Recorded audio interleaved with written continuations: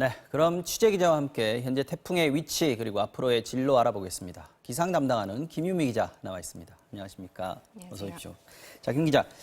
태풍이 원래 예측했던 것보다 속도가 좀 빠른 것 같습니다. 빨리 지금 접근을 하고 있는 것 같은데 지금 어디쯤 와 있습니까? 네, 현재 태풍 미탁은 서귀포 서쪽 200km 해상까지 올라왔습니다. 네. 그 시속 30km 정도로요. 부지런히 올라오고 있는데요. 30km.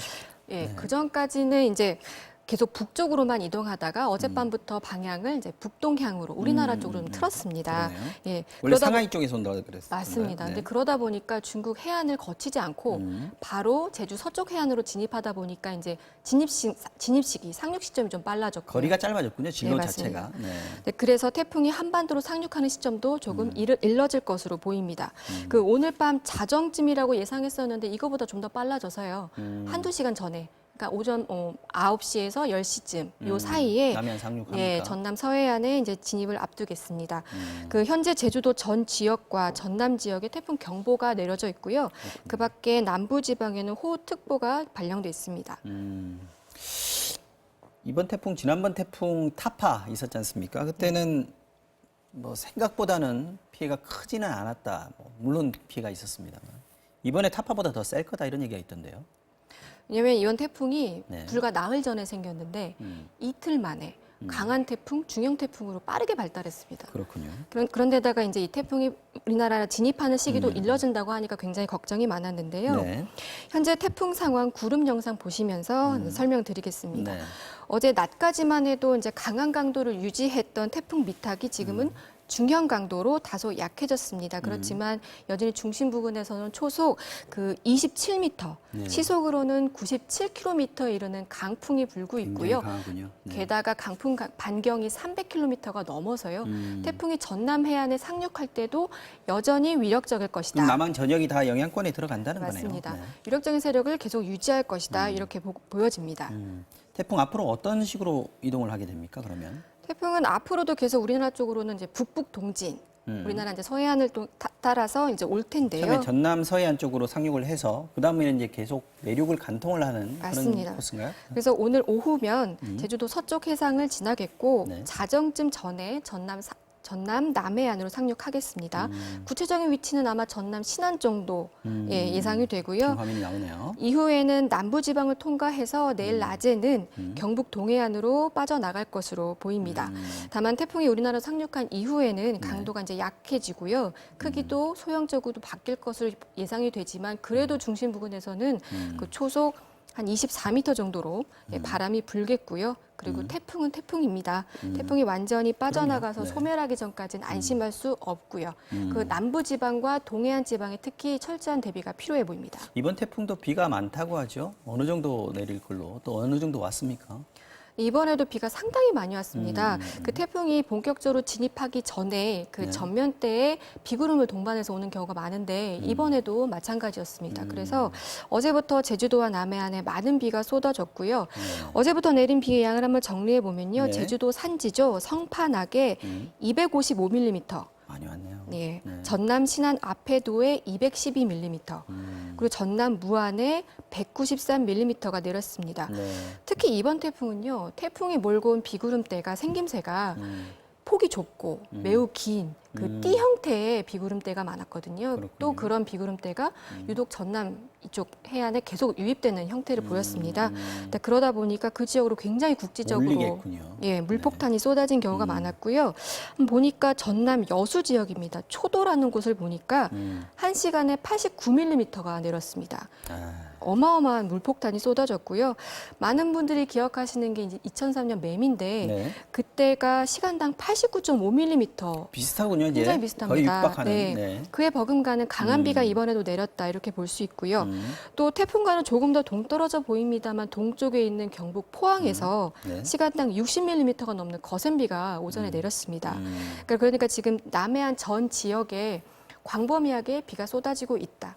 그렇지만 굉장히 국지적으로 매우 강한 비가 내리고 있다. 이렇게 앞으로도 말씀드릴 계속 수 있을 것 더 같습니다. 많이 내릴 가능성이 높은 거죠, 지금은? 예, 맞습니다. 기상청은 앞으로도 제주도 산지와 강원 영동 그리고 경북 북동 동해안에 최고 500mm 이상의 비를 더 예보했습니다. 제주도하고 강원도 또 이 동해안 쪽 네, 맞습니다. 이쪽이 좀 위험하다, 조심해야 된다 이런 말씀이신 것 그리고 같고요. 남부지방과 강원 영동지방에 100mm에서 300mm, 그리고 충청도는 80에서 150, 그리고 네. 서울을 비롯한 중부지방도 30에서 120mm까지는 더 내리겠다 이렇게 예보했습니다. 그렇군요.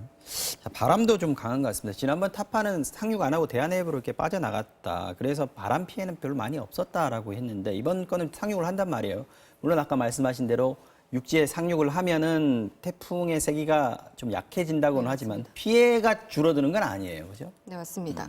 그 말씀하신 대로 아무래도 태풍이 우리나라에서 좀 멀리 떨어져서 해안을 가게 되면 그 아무래도 해안을 지날 때 태풍이 관통하는 것보다는 비바람의 영향이 좀 적게 됩니다. 네. 기상청도 이번 태풍에 대해서 타파보다는 뭐 세력이나 진로 면에서는 비슷하거나 좀 약할 수도 있는데 관통하다 보니까 비바람 피해는 더 클 수 있다. 이제 이렇게 위험에 대해서 경고를 했고요. 네. 그 바람에 대해서 얘기 드리자면은 제일 강하게 바람이 분 곳이 이제 제주도입니다.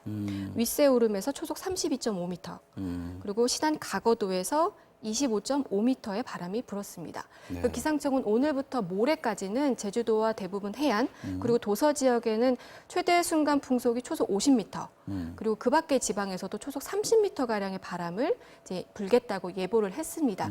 하지만 바람은 그 지역에 어떤 형태의 건물이냐, 산이 있느냐에 따라서 무척 달라지거든요. 특히 그렇군요. 빌딩이 있는 곳에서는 그 다른 곳보다 그 바람이 2배 이상 속도가 2배 이상 올라갈 수 있기 때문에 네, 이런 곳에서도 네, 바람에 대한 대비는 필요해 보입니다. 파도도 아까 저기 중계차에서 봤습니다. 파도가 상당히 높이 올라왔어요. 방파제를 넘어설 정도라고 했는데 그러면 해안가에서 침수 피해 대비를 해야겠네요. 네, 맞습니다. 기상청이 이번에 남해안에 최대 9m의 집체 반환 파도를 예보했습니다. 그렇다는 건 9m 면, 해안 저지대에서 월파에 의한 파도 피해를 입을 수 있다. 이렇다는 얘기고요. 네. 게다가 이제 오늘까지가 바닷물의 높이가 굉장히 높은 시기입니다. 만조 뭐 이런 네, 겁니까? 맞습니다.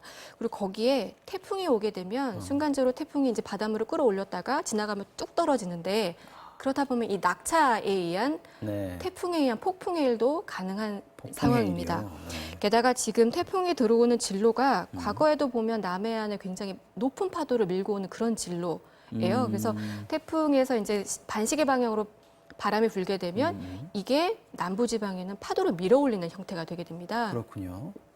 그렇기 때문에 지금 기상청도 서해안, 남해안 이쪽에서도 높은 물결이 방파제로 넘을 수 있다. 이렇게 경고하고 있습니다. 지역별로 보면 어떻습니까? 시점이 있을 거 아닙니까? 특정한 시점에 가장 위험하다. 이런 부분을 좀 알려주시면 어떨까요? 네, 이번 태풍의 최대 고비는 어쨌든 오늘 밤부터 개천절인 내일 새벽까지가 됩니다. 네. 네, 그걸 지역적으로 나눠서 설명드리면요. 제주도는 이미 시작이 돼서 네.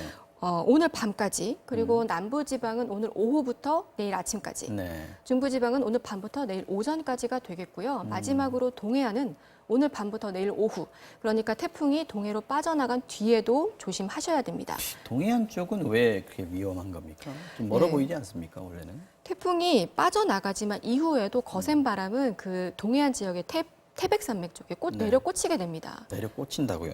게다가 이제 과거 1994년 네. 이 비슷한 경로로 지났던 태풍 세스가 있는데요. 이때 가장 많은 비가 내린 곳이 삼척, 동해안 이쪽 지역이었습니다. 그러니까 태풍에서는 남동풍이 계속 이렇게 밀어올리고 있고 또 북동쪽에서는 차고 건조한 공기가 내려오는데 이게 만나는 곳이 태백산맥이 되다 보니까 그곳에서 굉장히 빠르게 비구름이 발달하게 되고요. 아, 기상청은 그 세스 때보다 더 많은 비를 예보했습니다. 이번에 500mm 더 올 거다. 그러니까 예, 예보했고요. 또 최근 그 태풍이 계속 반복이 되다 보니까 지반이 많이 약해져 있는 상태입니다. 예, 침수나 올해 태풍 너무 붕괴 피해. 많습니다. 네, 맞습니다. 침수나 붕괴 피해 입지 않도록 미리 안전한 곳으로 대피 필요합니다. 자, 지금까지 김윤미 기자와 함께 태풍 진로 또 안전을 위해 주의해야 할 점들 알아봤습니다. 고맙습니다. 고맙습니다. 자, 다음 이슈 보겠습니다. 영상 보시죠.